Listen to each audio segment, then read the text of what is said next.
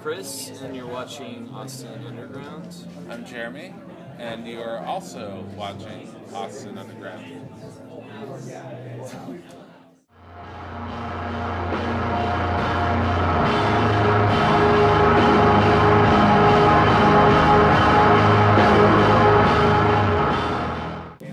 My name is Chris. We are here with This Will Destroy You on Austin Underground. Alright, so first question is here. We're talking about how did the band form and where did you guys get the idea for the band? Well, we had been playing in a band before This Will Destroy You formed, and that didn't quite work out, and we wanted to do something different. And I mean, we've known each other since we were about 15 yeah. I think. We're going on 17, 18 years now of knowing each other. But we wanted to do something different, and we started This Will Destroy You, and yeah, I don't know. I think The World Is Our was the song that The World Is Our was made us our decide first song, to do like instrumental music. And we did have vocals originally, but when we wrote The World Is Our, we decided to keep it and go instrumental. So, yeah. So, obviously, it was inspired by that song. But one of the challenges I've noticed with a lot of instrumental bands is, because a lot of times the front man's really that connection between the audience and the band, right? So how do you try to engage the audience when you don't have a front man who can just run around the stage? We hope the music speaks for itself, we don't need somebody up there, being the front person or being the spokesperson. Like, we go up there, we play our music, we hope people like it, and then we get off stage, It's much less about egos individually and more about like collective energy, and it definitely feeds off of like the crowd and like other elements, and I feel it's much more about that than like egos of people, because like there's not a single face to the music, so I don't know. Does that kind of go into the songwriting? Do you all collectively write the songs together then? Everybody writes their own parts. It's pretty much how it comes down to it. Mm-hmm. Whether somebody comes in with a completed idea and people write on top of it, or it's all created from the beginning, it doesn't matter. And some people have inputs on other people's parts, but all in all, for I would say 90% of the songs, 80% of the songs, it's a full collective thing, and we're trying to all work together to create, the best form. So, I mean, the ideal scenario is to have a live performance of the song. Like, that's kind of the ideal. Yeah. So, I mean, that's usually how we go about it. All right, now kind of looking at this tour, you have you're touring with obviously Def Heaven being the headliner. This is like almost this black metal band, but then you have like Emma before you guys almost like the spoke singer. How is kind of this lineup developed? How do you find your place within these this varied audience that you're playing in front of? I mean, we mostly focus on us. I mean, we pay attention to the set list and try and think of what would mix with the audience and what they would connect to the most. But overall, it's just about focusing on our set, making sure we play it the best we can, and hoping that people connect with it if they haven't heard us before. I mean, I feel like the vibe is really nice because Emma's music is really beautiful and kind of serene and pastoral, and then Def Heaven, can be kind of brutal and so I think it's a nice kind of middle ground. So we kind of shaped the set that way, and we're just excited to be on the tour. I feel like it's a nice fit, and it feels good being on the tour. I don't know. Now, me personally, I love really long 10-minute tracks, but as I'm sure you are aware, many songs are honestly getting shorter and shorter as kind of the years I feel like go on.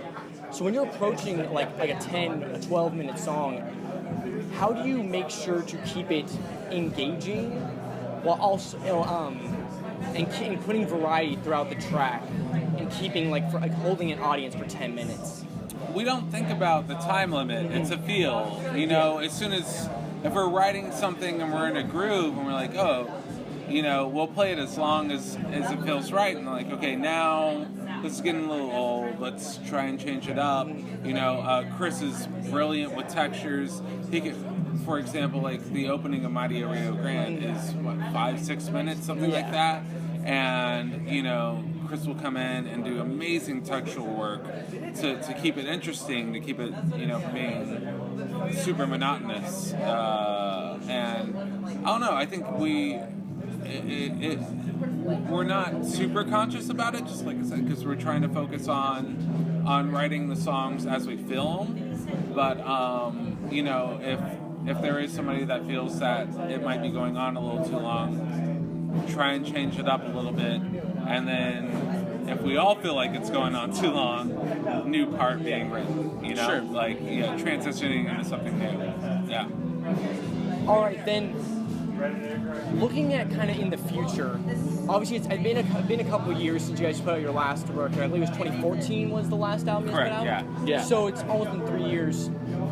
Are you guys expecting to go back into the studio anytime soon? Looking at possibly doing some new music? Are you writing currently? Oh, yeah. We've been working on a lot of scoring more so recently. We're going to be releasing a lot of that material, and you know, we've already started writing new songs. I mean, we're always working on music, so I mean, it's like mostly I'd say last year was focused more on scoring. 'Cause we had so many projects of scoring lined up that was kind of more the focal point, and you know, us like moving and all that was a factor as well. You know, like transitioning from living here to Los Angeles, and